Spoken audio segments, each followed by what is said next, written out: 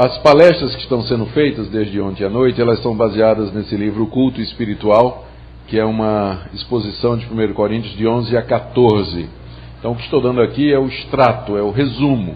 Os que desejam se aprofundar, então podem adquirir o livro.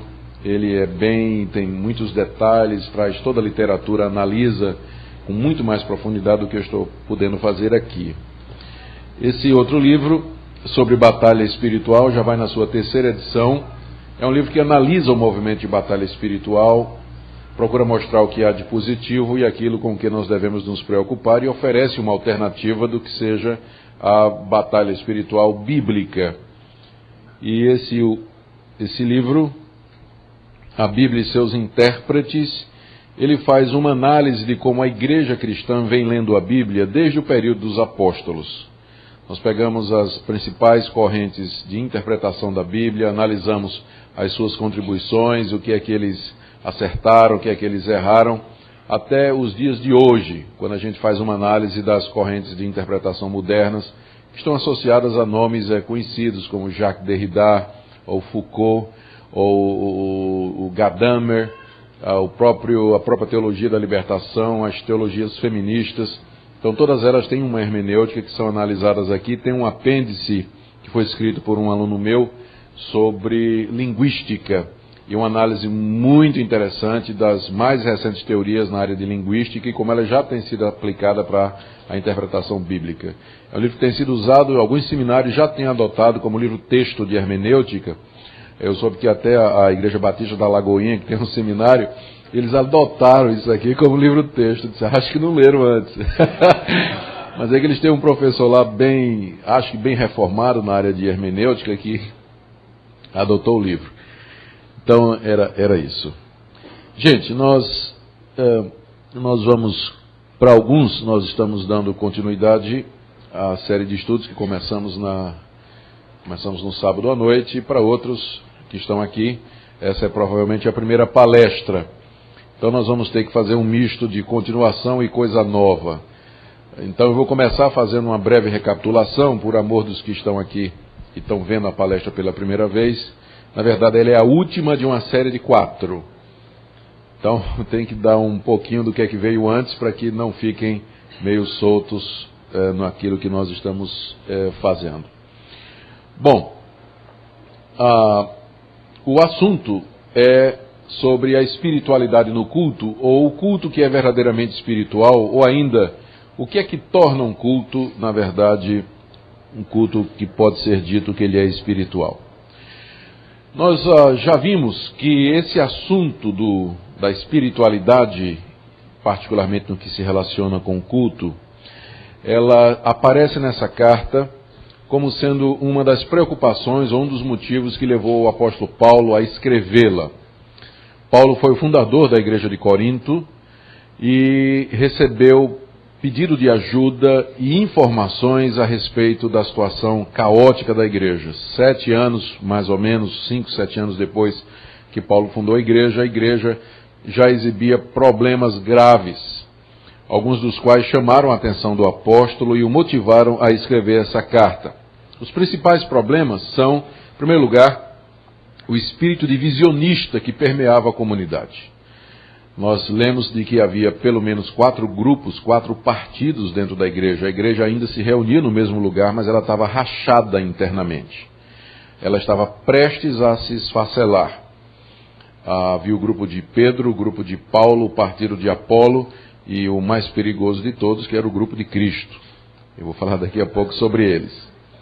Havia problemas de imoralidade. Havia um irmão que estava vivendo com a mulher do seu próprio pai e a igreja não tinha tomado nenhuma providência. Havia irmãos que continuavam a frequentar os cultos pagãos que predominavam na cidade, onde havia a prostituição cultual, e também não havia providências com relação a isso. Havia um irmão que estava processando o outro no tribunal por questões que Paulo chama de coisas desta vida. Havia também graves erros doutrinários na igreja. O mais destacado entre eles é que havia um grupo dentro da igreja que negava a ressurreição dos mortos, com implicações óbvias para a doutrina da ressurreição de Cristo e suas implicações para nós. Afora algumas irregularidades no culto,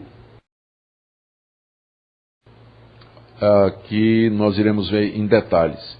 A raiz de todos esses problemas, talvez não todos, mas de boa parte desses problemas, é que a comunidade havia desenvolvido um falso conceito de espiritualidade. Para ele, ser espiritual estava associado com manifestações de dons espirituais. Espiritual é aquele que tinha dons espirituais, mas não todo dom. Aqueles dons que, de alguma maneira, produziam ou traziam a presença de Deus de forma imediata ao culto. E aí nós estamos falando de profecia, mas mais particularmente do dom de línguas, que era visto pela comunidade como sendo a marca por excelência da presença de Deus no seu meio. Isso explica provavelmente por que essa igreja, por um lado, se julgava uma igreja espiritual, ou seja, ela se julgava espiritual porque havia a manifestação em línguas durante o culto. E ao mesmo tempo era uma igreja com tantos problemas. Como é que uma igreja rachada, problemas de imoralidade, falta de disciplina, uma teologia toda errada, como é que essa igreja chega ainda a pensar que ela é uma igreja espiritual? Exatamente porque ela perdeu o foco, ela adotou um conceito errado do que é ser espiritualidade. Então, se por um lado havia essas manifestações durante o culto, então estava para eles assegurada o favor de Deus e a presença de Deus. E aí questões como a falta de disciplina, os problemas doutrinários eram relegados a uma questão secundária, a um plano secundário, e não recebiam a devida atenção. É assim também que indivíduos acham que são espirituais e estão de bem com Deus, enquanto que a vida deles é um verdadeiro desastre. É porque para eles ser espiritual ou estar de bem com Deus se mede ou pelo sucesso financeiro, ou pela prosperidade econômica, ou por determinadas experiências. Então, há uma desconexão entre espiritualidade e conduta, e vida moral e doutrina. Por isso, então, as pessoas pensam que estão próximas de Deus, mesmo quando a vida delas e a conduta mostra que alguma coisa está errada. Esse era o problema na igreja de Corinto, um falso conceito de espiritualidade. E nós vimos o grupo dos espirituais de Corinto, que nós procuramos associar com o partido de Cristo, que era exatamente aquele grupinho que durante o culto dominava e controlava o culto e outras sessões da igreja, se julgando inclusive mais espirituais do que o próprio apóstolo Paulo, porque enquanto que outros falavam, eu sou de Paulo, ou de Apolo, ou de Pedro, eles não eram de nenhum homem, eles eram de Cristo, recebiam direto de Cristo, se comunicavam diretamente com Cristo, e tudo que eles eram ensinados diretamente por Cristo, sem mediação humana. É claro que há um sentido em que nós todos somos ensinados por Deus, só que Deus, ao fazer isso, Ele vai usar os dons que Ele colocou na igreja, entre eles o dom de ensino, o dom de mestre, o dom de pastor. Mas esse grupo não aceitava a autoridade humana.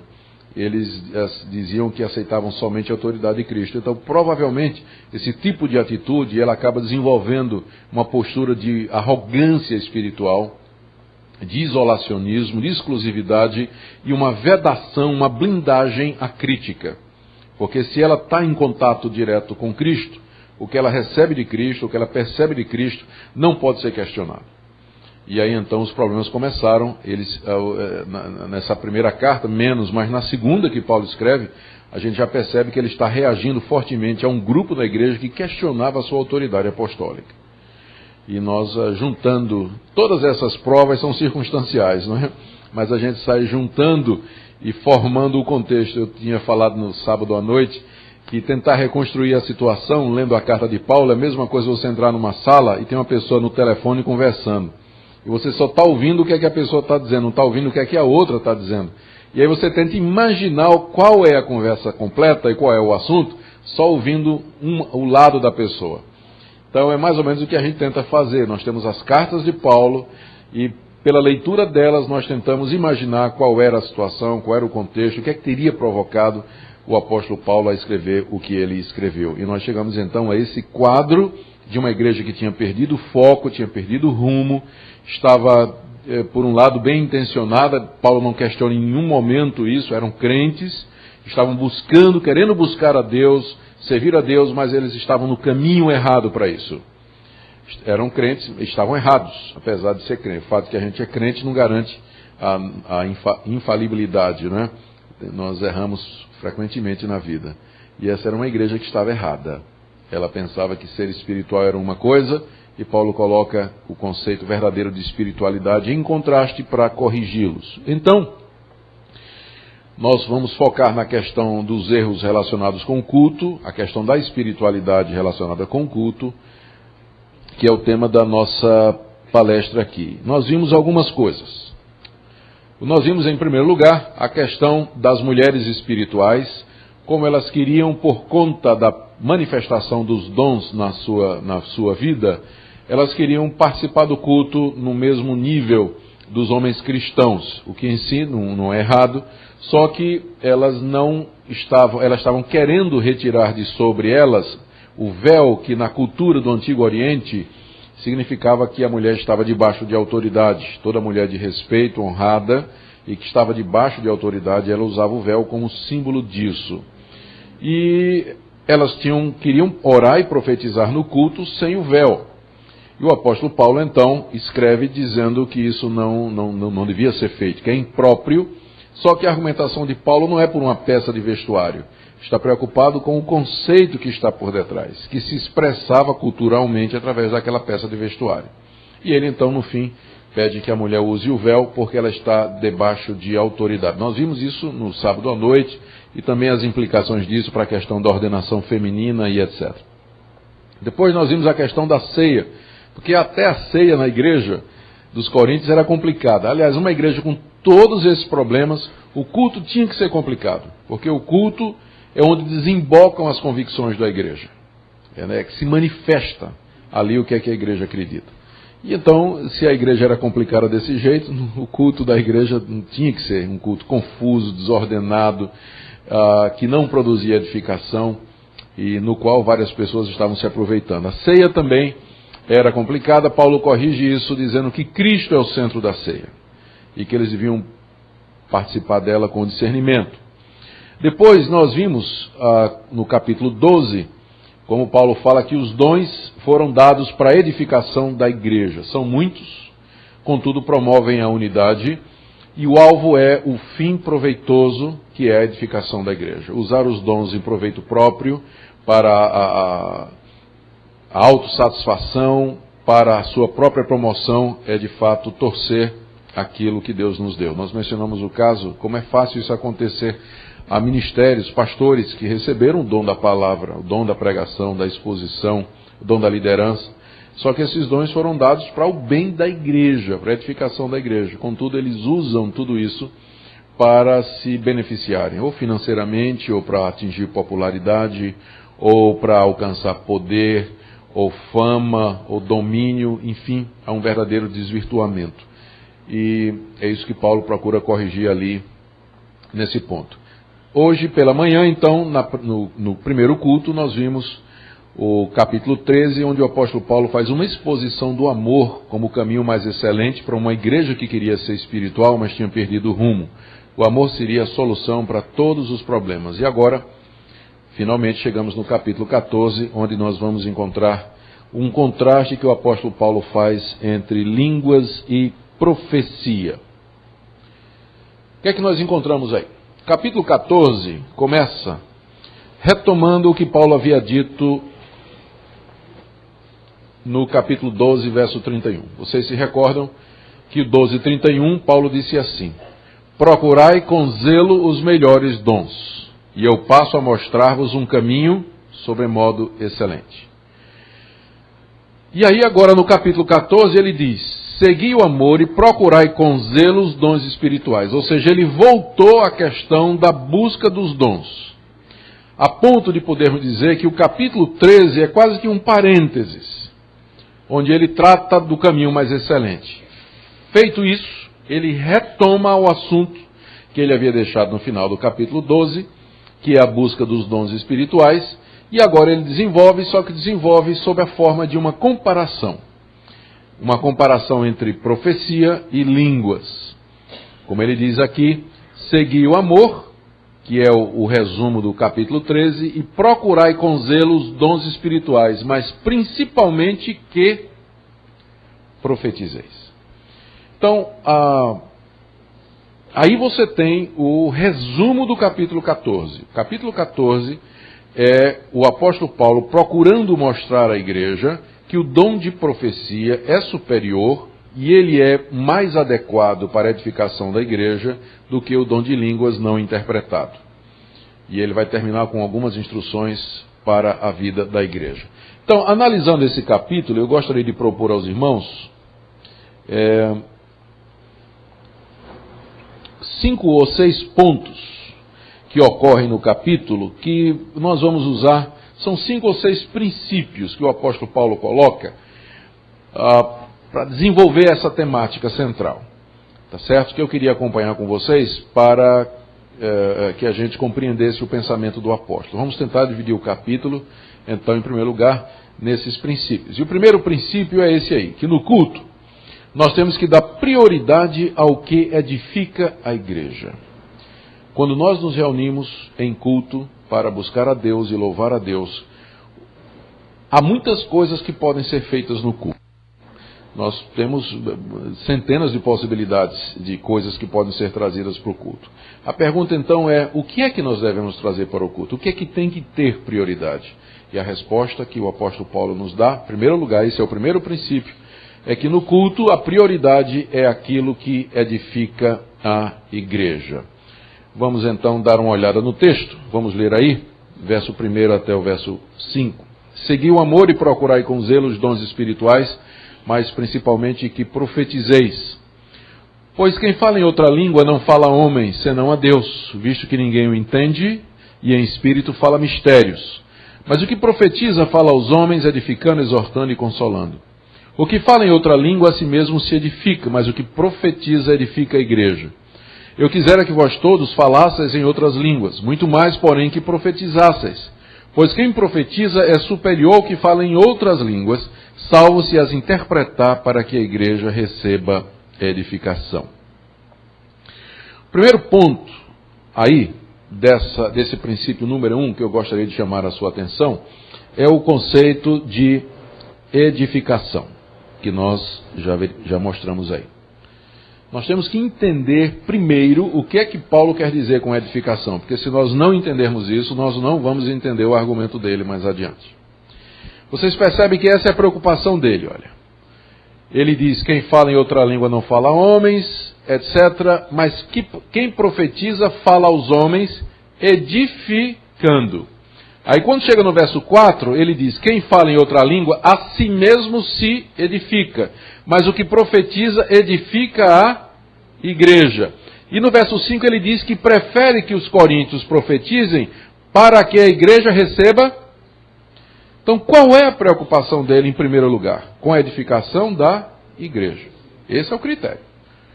A igreja tem que ser edificada. Tem que ser edificada. O que é que o apóstolo Paulo quer dizer com isso? Com edificação. Eu vou tentar aqui voltar. Vou botar meus óculos aqui, que sem óculos eu sou uma topeira absolutamente cega. Em Efésios capítulo 4, eu podia ter deixado preparado, mas só está me ocorrendo agora. Efésios capítulo 4, nós encontramos provavelmente o melhor conceito de edificação aqui, olha. Tá. Diz aí.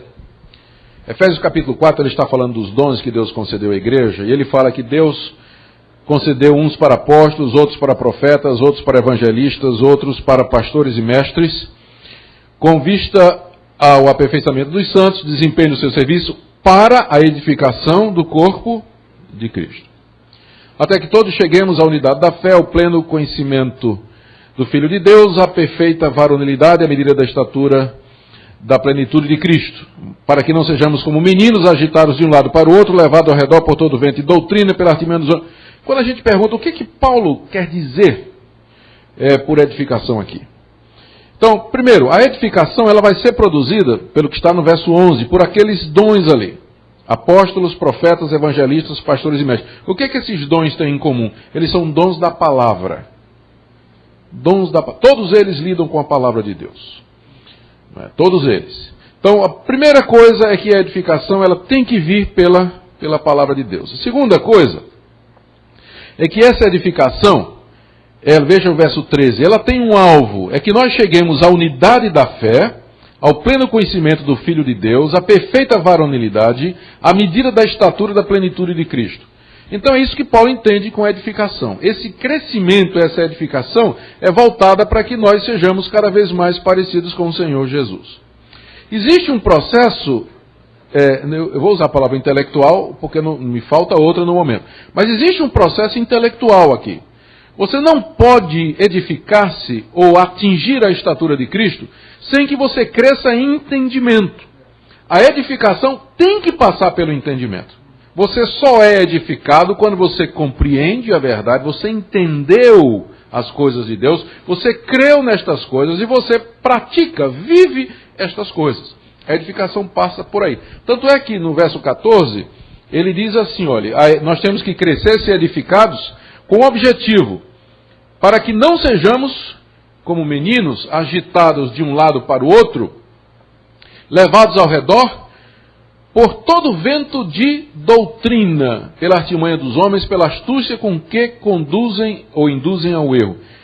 Quer dizer, como é que eu vou evitar ser levado de um lado para o outro pelos ventos de doutrina? Se eu, é claro, ficar firme na verdade de Deus, que tem tudo a ver com o processo de edificação. Então, o meu ponto aqui, o que estou querendo dizer para os irmãos, aqui é o seguinte, que quando o apóstolo Paulo fala sobre edificação, vamos voltar agora para, onde é que está? Está aqui, para 1 Coríntios 14, quando ele fala em edificação, nós temos que entender que para Paulo, esse é um processo no qual a mente do cristão está envolvida. Se a mente não estiver engajada, se ele não compreender, se não passar pelo entendimento, não existe verdadeira edificação. É nesse sentido, então, que línguas não interpretadas, elas são de menor valia para a igreja. Por quê? Porque a igreja não está entendendo o que está sendo dito. Portanto, não há edificação.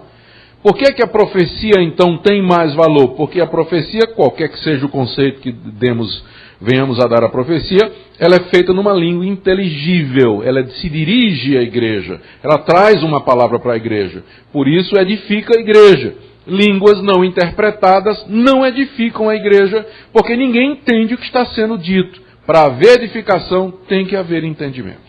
Agora vamos voltar à passagem e vocês vão perceber que esse é o sentido. Olha. Ele diz, por que ele diz principalmente que profetizeis? Agora vem um contraste. Quem fala em língua, sim, só um pequeno detalhe.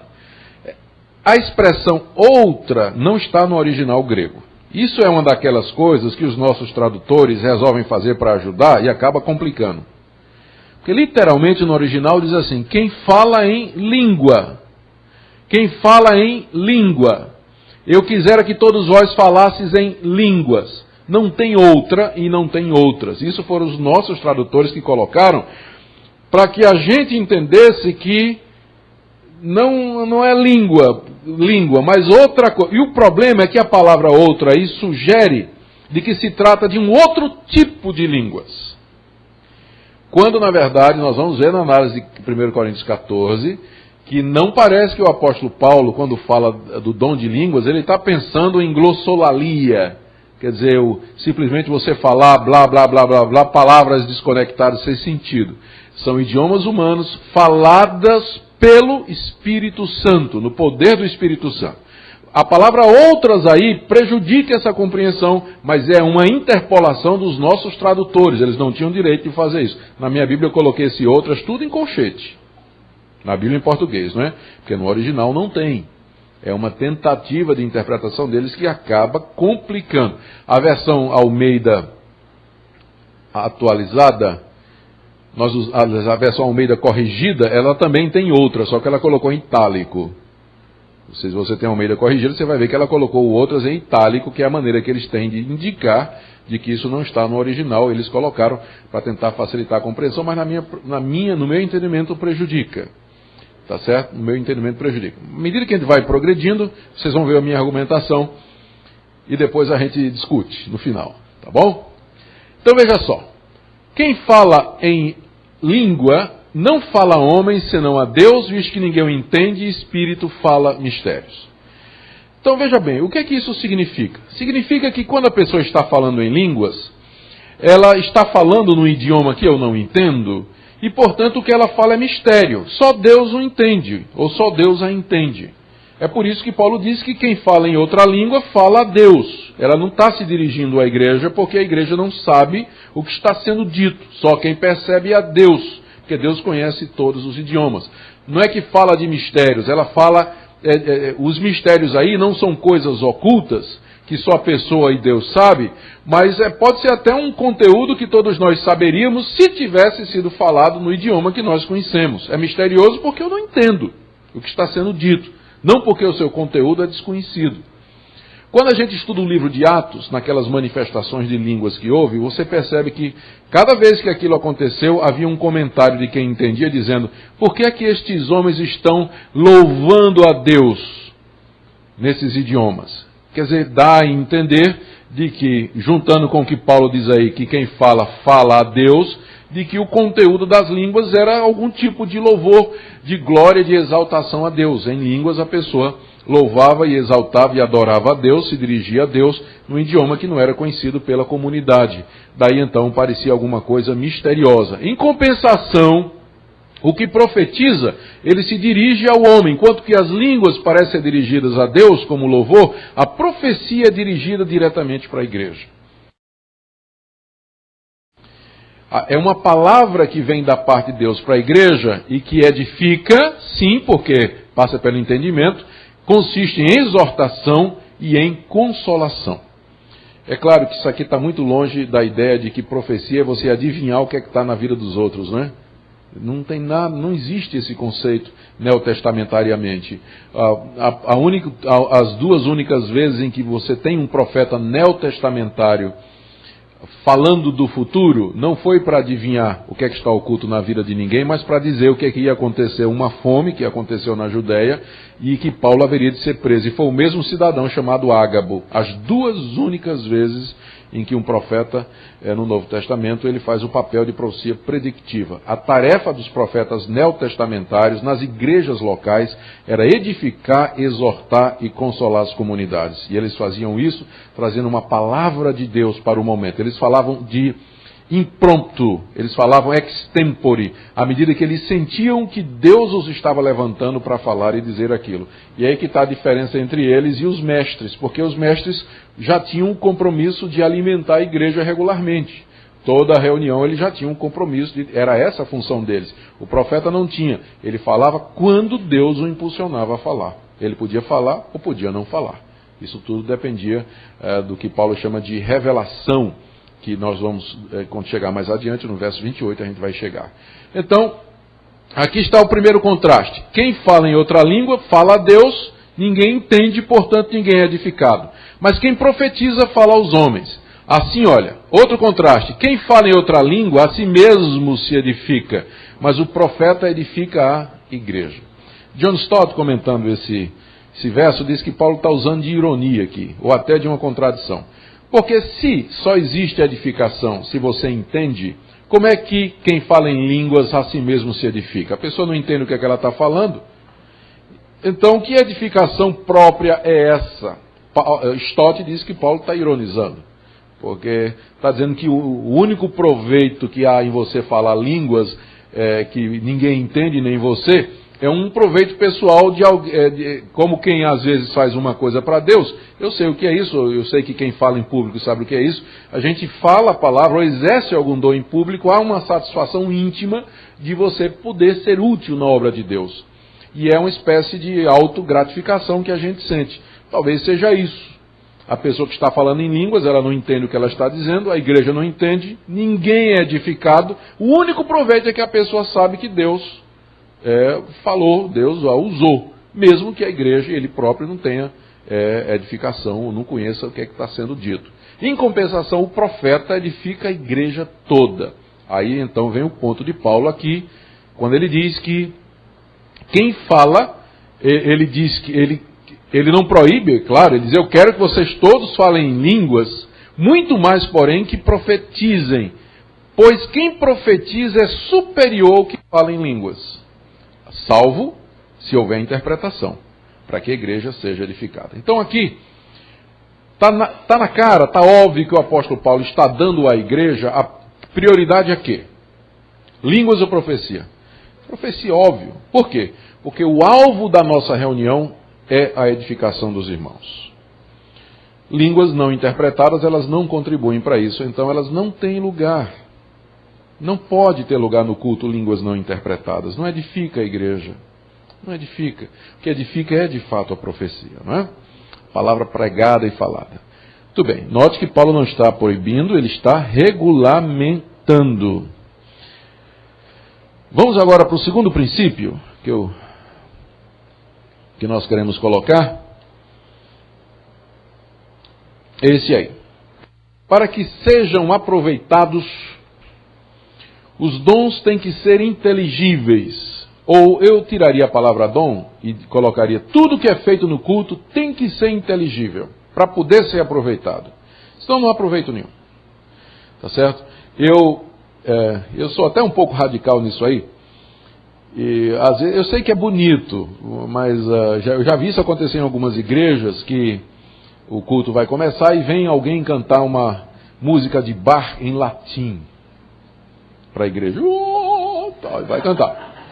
É lindo tal, mas eu não conheço o latim, eu não sei o que é que aquela música está dizendo, eu não sei qual é o conteúdo daquilo ali, quer dizer, qual é a edificação de ouvir uma música em latim, ainda que seja de Bach no culto? Eu sei que tem gente que vai me questionar. Mas eu quero lembrar a vocês o seguinte, quando a reforma protestante começou, os cultos eram feitos em latim. E adivinhem qual foi o texto que os reformadores usaram para acabar com o latim no culto? 1 Coríntios 14. Ninguém entende. A igreja não é edificada. Então, quando nós, protestantes reformados, reintroduzimos no culto manifestações que não são entendidas pela igreja, nós estamos voltando à Idade Média. Os reformadores já acabaram com isso. Já acabaram com isso. Estão voltando à Idade Média. Então, para que seja aproveitado, tem que ser inteligível. Veja como Paulo, ele não coloca, ele não se exclui dessa regra, porque ele diz assim, irmãos, vai dizer no verso 6, se eu for ter convosco, ele próprio se inclui na regra, para mostrar que não há exceção.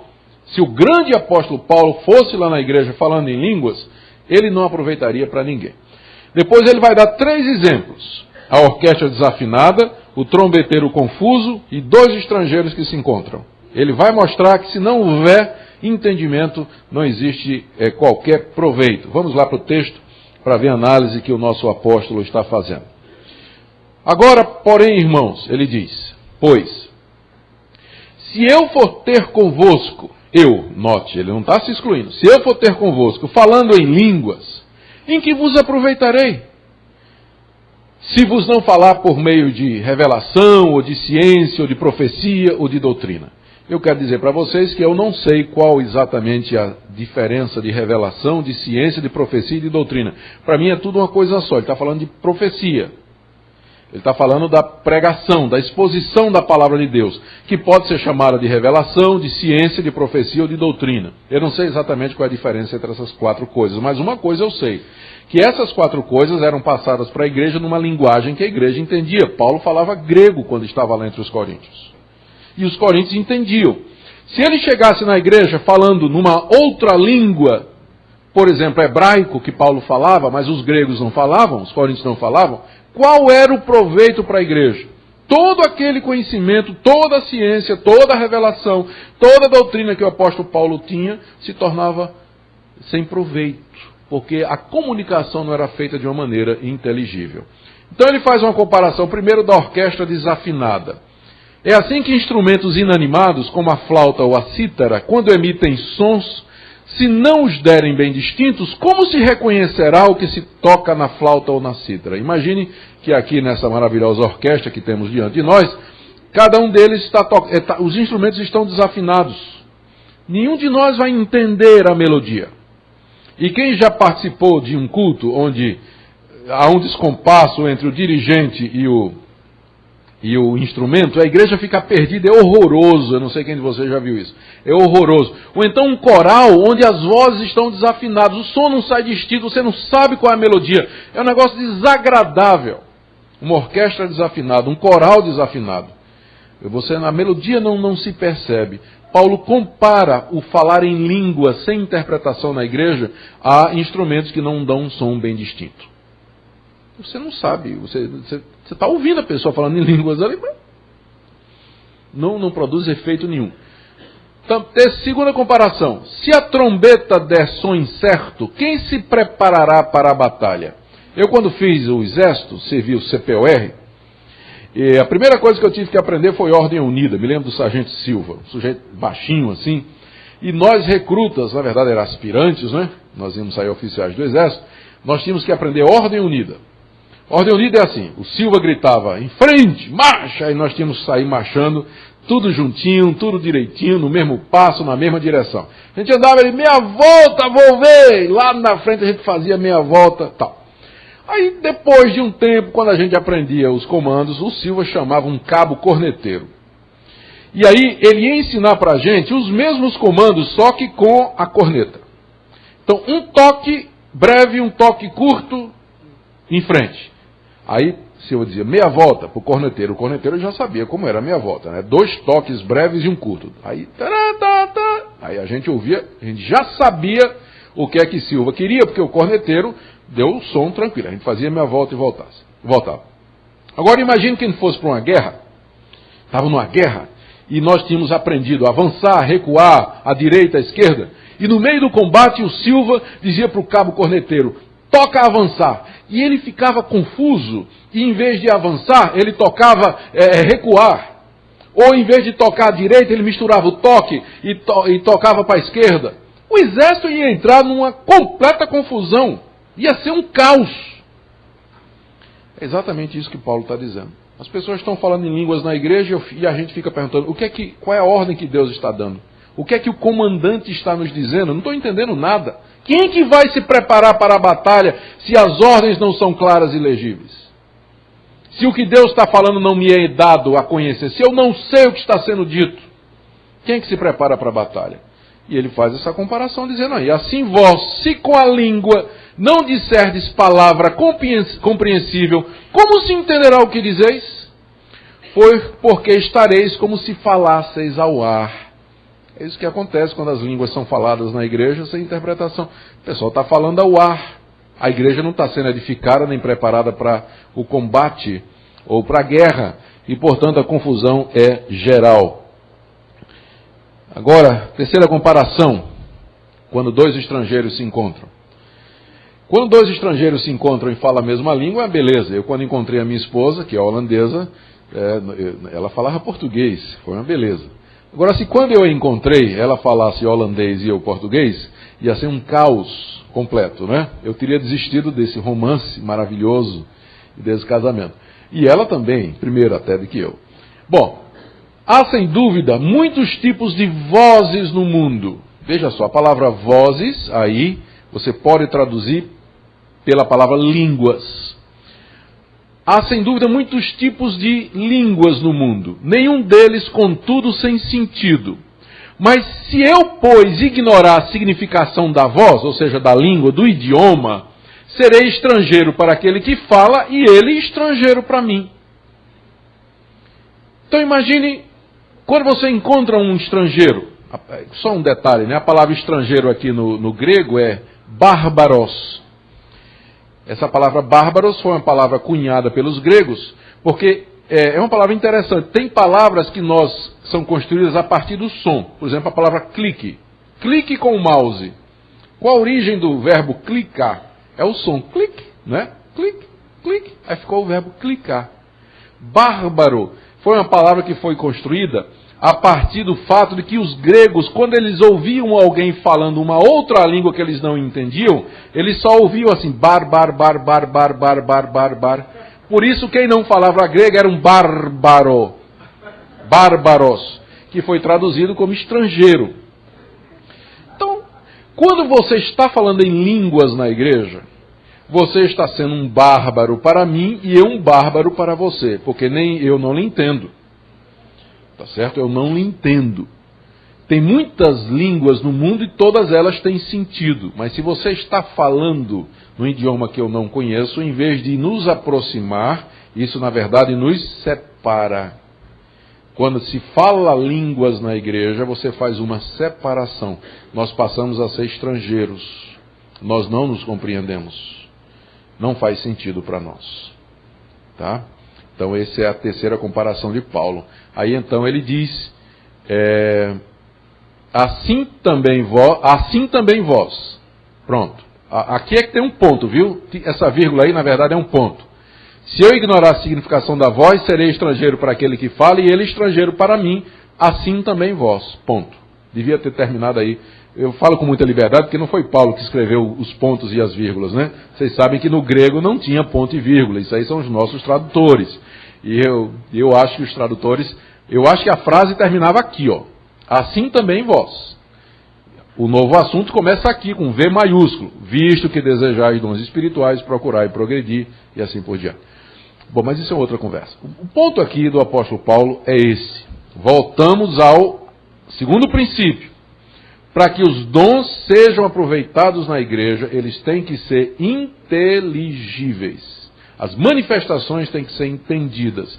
Senão vai ser como uma orquestra desafinada, um corneteiro confuso e dois bárbaros que se encontram falando cada um seu próprio idioma. É a mesma coisa, línguas faladas sem interpretação na igreja. Elas não servem, elas não têm utilidade. Parece que esse capítulo está faltando na Bíblia de um monte de gente, não é?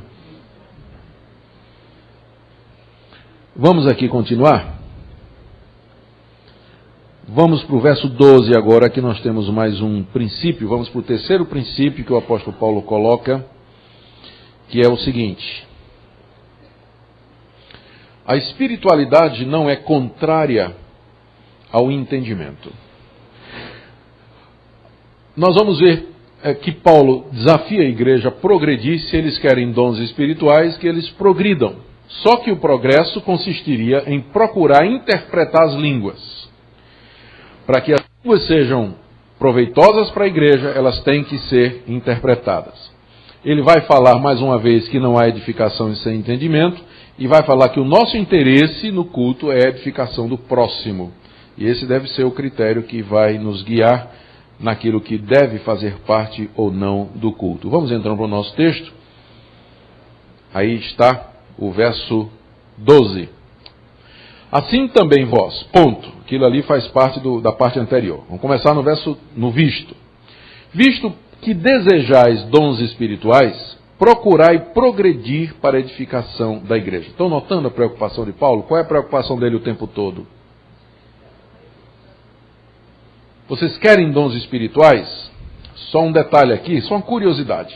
Eu não sei se eu devia falar isso, mas eu vou falar. Vou deixar um incêndio para o reverendo Antônio apagar depois. É a equipe pastoral. Essa palavra dons espirituais aqui, ela também não existe no original. No original, o que tem é a palavra pneumaton, que traduzido literalmente significa espíritos. Então, o que Paulo estaria dizendo literalmente é: visto que desejais espíritos. Aí, Dr. Russell Shedd pegou esse texto e defendeu de que existe uma relação entre anjos e dons espirituais. Você já deve ter ouvido Shedd falar sobre isso. E o texto que ele usa é isso aí. Ele dizia que a igreja de Corinto buscava a presença dos anjos. Lembra que eu falei por causa dos anjos, a mulher... Lembra que a gente analisou esse texto?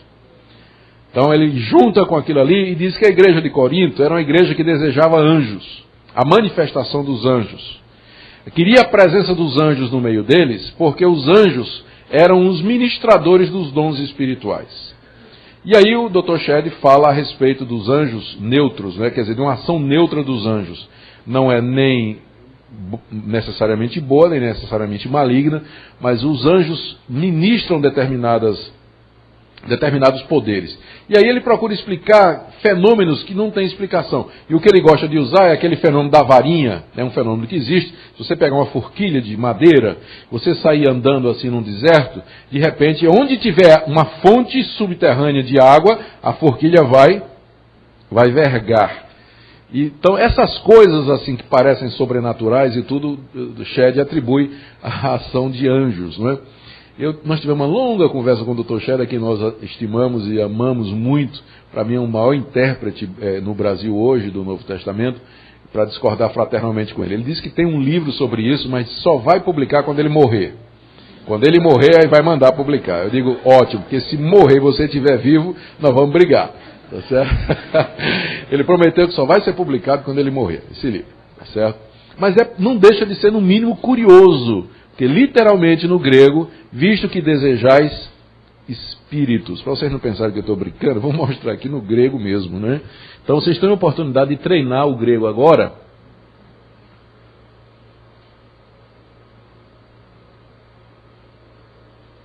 Tá aí. Tá, é porque apareceu aqui, ó, pneumaton. Assim também vós, já que desejosos estais de espíritos, ó, pneumaton, de onde vem pneuma, espírito, né? De onde vem pneumático e uma série de coisas. É essa palavra ali, ó, espíritos. É isso que Paulo está dizendo no original grego. E aí como é que a gente sai dessa? Bom, eu acho que, numa outra ocasião, eu me referi ao fato de que a língua grega ela é uma língua compacta, que se diz muita coisa com poucas palavras. Eu até me referi ao fato de que as línguas semíticas, como por exemplo o hebraico, não tem nem o verbo ser, que é um verbo extremamente importante para nós. Então, frequentemente você encontra na língua grega expressões em que você toma o todo pela parte e a parte pelo todo. Tem um nomezinho, tem uma figura para isso, que agora não me ocorre. Metonímia, se não me engano, né? Mas o que provavelmente Paulo está querendo, quando ele usa a palavra pneumaton aqui, ele não está usando no sentido do... Vixe, eu apertei alguma coisa errada, não foi? Browse, aí aqui. Quando ele está usando a palavra espíritos, na verdade ele quer dizer, o sentido é de dons espirituais. Espíritos no sentido de coisas que são dadas pelo Espírito ou estão relacionadas com o Espírito Santo. Não espíritos no sentido de entes espirituais, mas realidades derivadas do Espírito Santo. E que no contexto só pode ser dom espiritual. Por isso que todas as nossas traduções, é curioso a gente ver como é que as outras traduções fizeram isso, né? Me disseram que tem até 2 da manhã, por isso, 2 da tarde, eu estou tranquilo aqui, ó. Vamos ver o que as outras traduções fizeram. Dons espirituais. Olha, veja aqui, ó, a Vulgata Latina, ela traduziu espíritos, está vendo, ó? Ela traduziu espíritos. Olha, veja como é que essa versão traduziu em inglês. Já que vocês estão ansiosos por manifestações do Espírito. Está vendo? A dificuldade aí de traduzir, né? A nossa KGV, deixa eu ver aqui.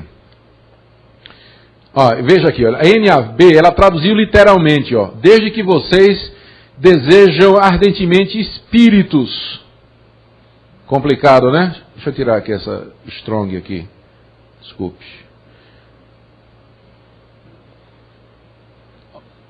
A KGV colocou spiritual gifts, notou que ele botou gifts em itálico?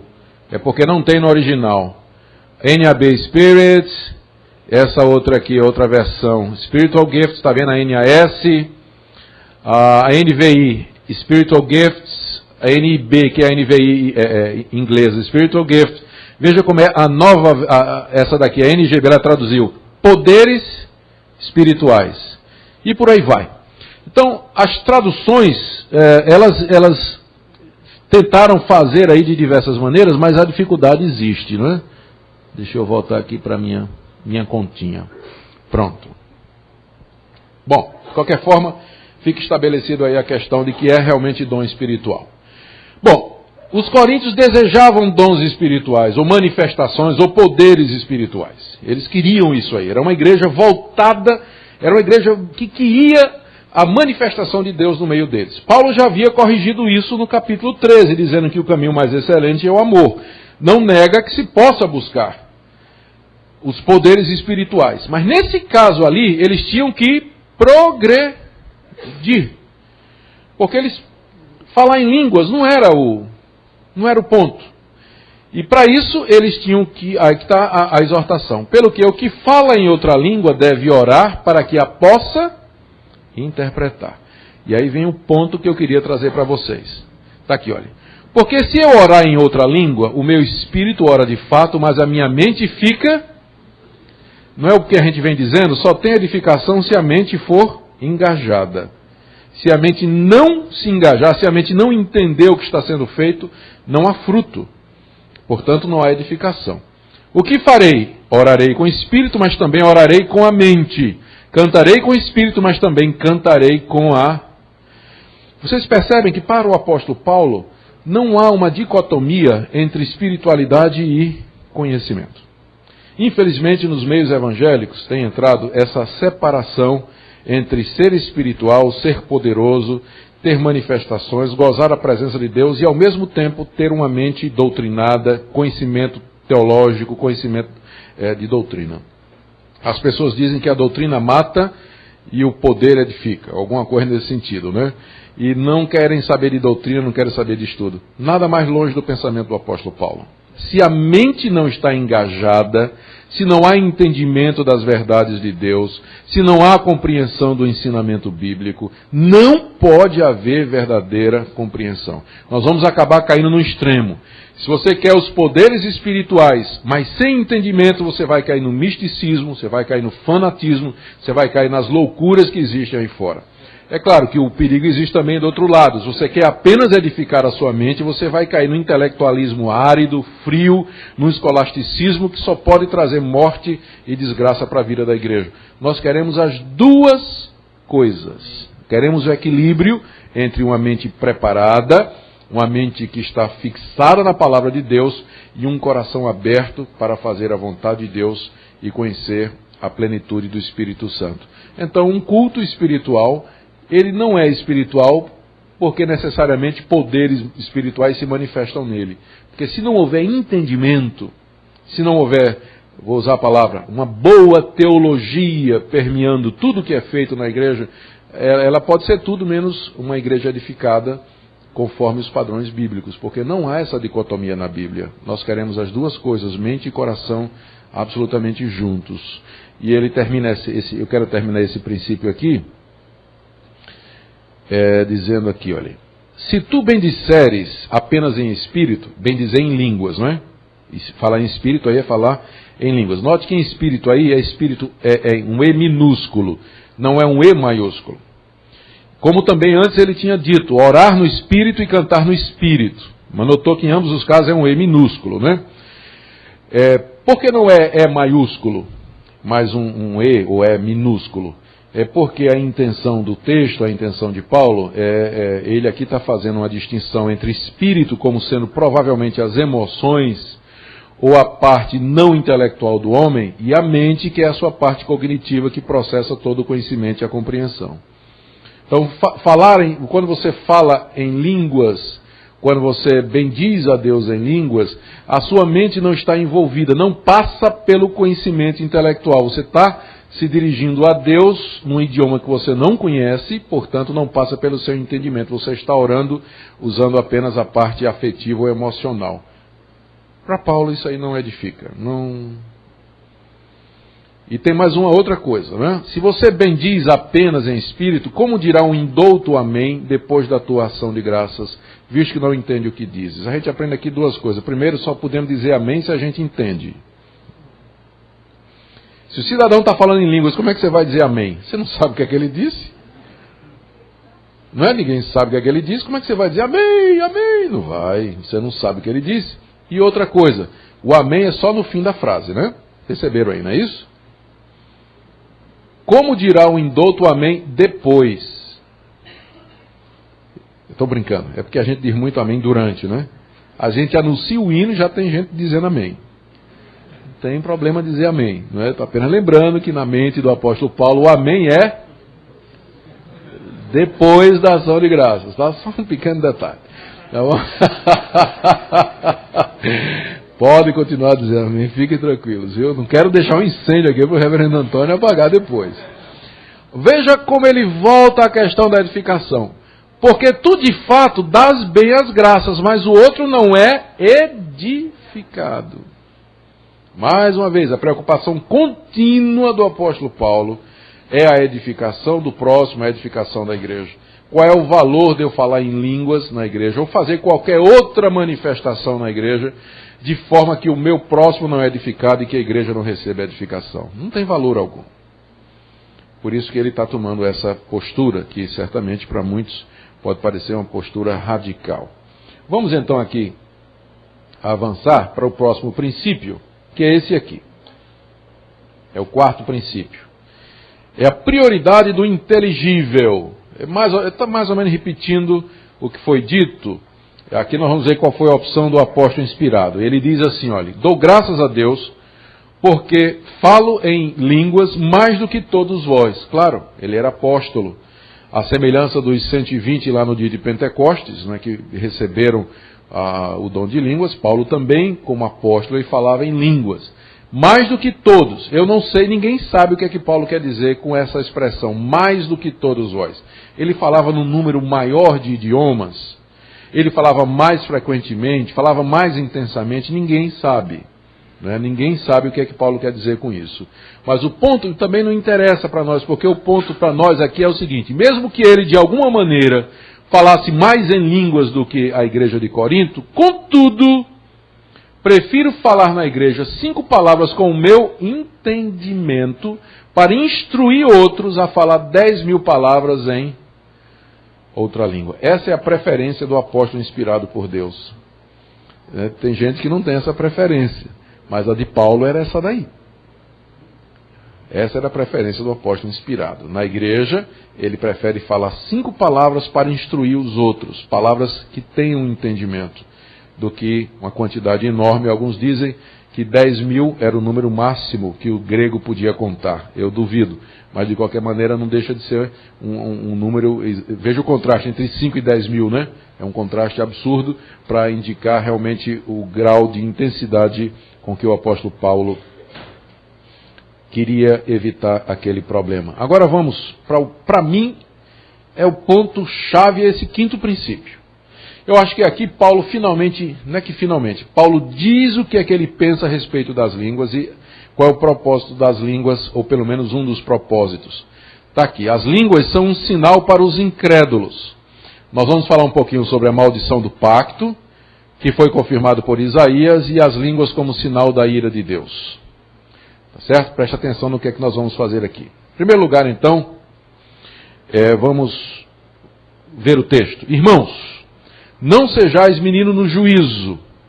Na malícia, sim, sede crianças. Quanto ao juízo, sede homens amadurecidos.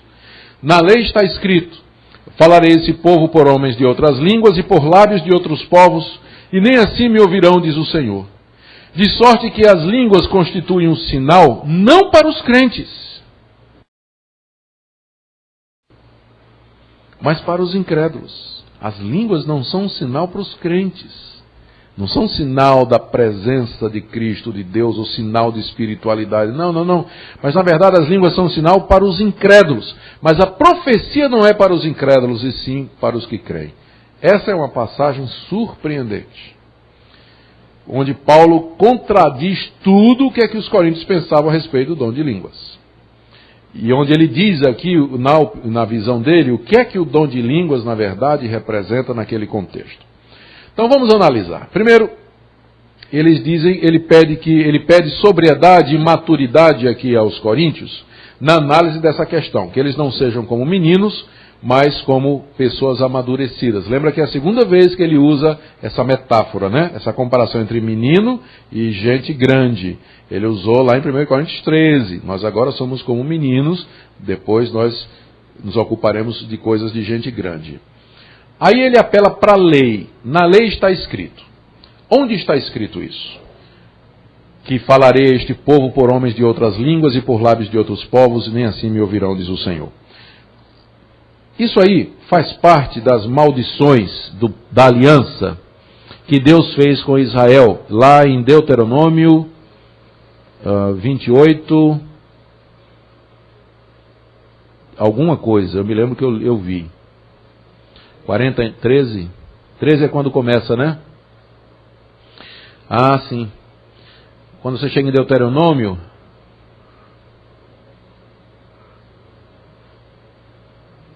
é um pouquinho mais para baixo. Ah, aqui, 15, olha. Em Deuteronômio 28, você tem até o verso 14, Moisés dizendo para o povo quais serão os benefícios da obediência. E vocês lembram? Ele começa o capítulo 28 dizendo: se vocês cuidarem em cumprir esses mandamentos e os guardardes, o Senhor fará vir sobre ti bênçãos. Aí ele faz uma descrição, vai até o verso 14 falando das bênçãos que Deus dará em recompensa para a obediência. A partir do verso 15 muda, né? Porque o pacto ele não somente implicava em bênçãos, mas também em disciplina no caso de desobediência. Ele diz: será, porém, que se não deres ouvidos à voz do Senhor teu Deus, não cuidando em cumprir todos os seus mandamentos e estatutos que hoje te ordeno, então virão todas essas maldições sobre ti e te alcançarão. Maldito serás na cidade, maldito o teu cesto, 18, maldito o fruto do teu ventre, maldito serás ao entrares. Quer dizer, aí começa uma lista de maldições, de castigos que o próprio Deus ia mandar contra o seu povo. Não é o diabo, não. É o próprio Deus mandando contra o seu povo, se o povo quebrasse os termos da aliança. E aí tem coisas tremendas aí, né? Coisas terríveis. Veja só, peste, o verso 21. O Senhor fará que a pestilência se...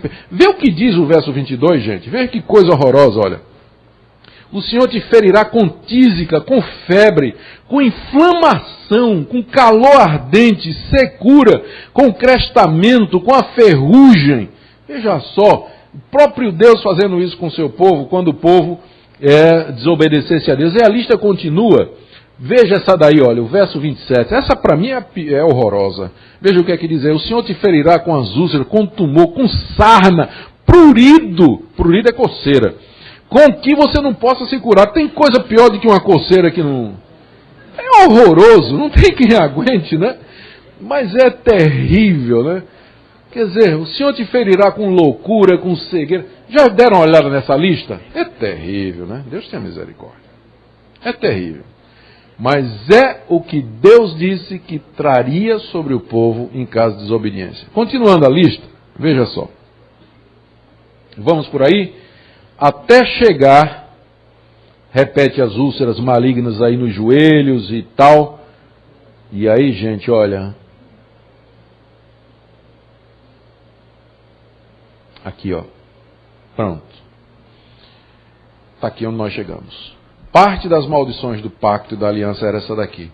O Senhor levantará contra ti uma nação de longe, da extremidade da terra virá, como o voo impetuoso da águia, nação cuja língua não entenderás. Nação feroz de rosto, que não respeitará o velho, nem se apiadará do moço, ela comerá o fruto dos teus animais. Ou seja, Deus aqui está ameaçando a nação de Israel com o desterro. Invasão por uma potência estrangeira, perder a terra, ser levado cativo para uma outra nação, perder a posse da terra que Deus havia prometido dar. Fazia parte do castigo da aliança, ou das disciplinas da aliança, a perda da terra, a conquista por uma nação, uma potência estrangeira. Alguns anos depois, o profeta Isaías, eu não me recordo direito aqui, minha Bíblia está por aí, se não me engano é Isaías 28, me presta aqui, pastor. A gente usa essas coisas todas, mas no fim o que vale é a velha Bíblia, né? Onde a gente anotou tudo. Lá em Isaías 28, deixa eu só me certificar que aí eu vou abrir o texto aí para vocês. 400, 500 anos depois, muito mais tempo depois de que isso aí, sim.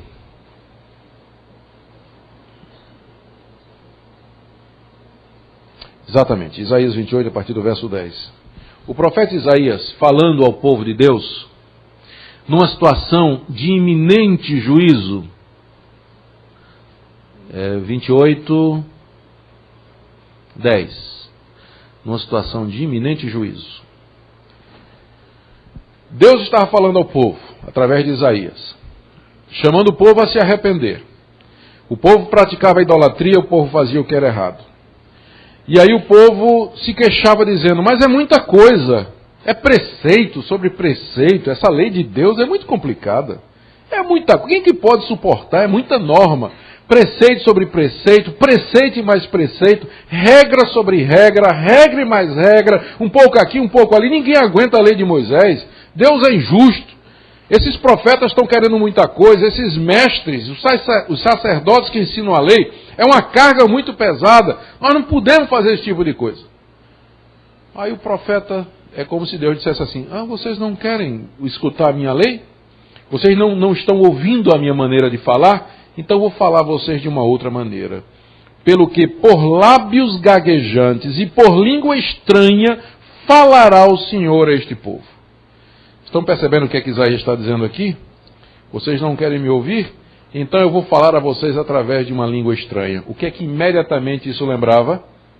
O castigo prometido em Deuteronômio. O que significava Deus falar ao seu povo através de uma língua estranha? Significava o seguinte, Deus ia trazer aquela potência estrangeira que falava numa língua que eles não entendiam para executar o juízo de Deus contra eles. Então, quando o israelita ouvisse a voz do soldado estrangeiro numa língua que ele não entendia, à beira das suas muralhas, ele sabia que o juízo de Deus estava próximo a se derramar sobre ele. Jeremias diz a mesma coisa, se não me engano é Jeremias 5, se não for é 15.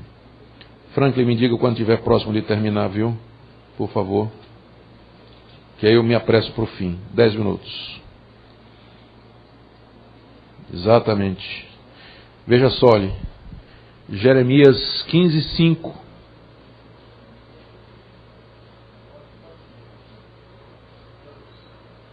Tá.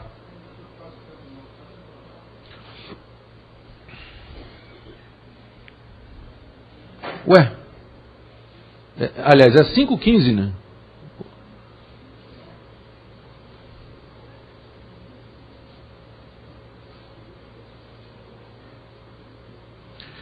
Exatamente. O profeta Jeremias diz a mesma coisa, olha, ameaçando o juízo.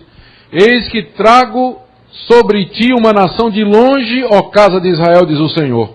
Nação robusta, nação antiga, nação cuja língua ignoras e não entendes o que ela fala. Quando você procura, então, no Antigo Testamento, o significado de língua estranha para o povo de Deus, o que é que a língua estranha representava para o povo de Deus no Antigo Testamento? O sinal da ira e do juízo de Deus sobre o seu próprio povo. É esse o argumento de Paulo em 1 Coríntios 14. Vamos voltar lá? 1 Coríntios 14. E agora já me perdi completamente, vou ter que achar tudo de novo. Não tem a menor importância. É 14, quanto? 20. Pronto. Esse é o argumento. Agora a gente pode ler o texto com mais inteligência, não é? Na lei está escrito, falarei a este povo por homens de outras línguas e por lábios de outros povos, e nem assim me ouvirão, diz o Senhor. Paulo está interpretando aqui, está botando junto as três passagens, Deuteronômio, Isaías e Jeremias. Aí ele conclui, de sorte que as línguas constituem um sinal, não para os crentes, porque a ameaça do juízo através de uma nação estrangeira não foi para o povo de Deus que era crente e fiel, mas para os incrédulos, a nação quando afastada de Deus. Então esse é o propósito das línguas. Mas, pastor, e o que aconteceu lá em Pentecostes? Mesma coisa. Quando houve o dia de Pentecostes e aquelas línguas foram faladas, o que é que o judeu que conhecia o Antigo Testamento deveria, na hora, imaginar? Eita, a ira de Deus está sobre nós. E, gente, não deu outra. 30 anos depois, o que é que aconteceu? Os exércitos romanos cercaram Jerusalém, derrubaram a cidade, destruíram o templo, levaram aquele povo cativo. As línguas em Pentecostes, elas não eram só sinal de que o evangelho ia ser pregado a todas as nações, mas era também sinal da ira de Deus sobre aquele povo.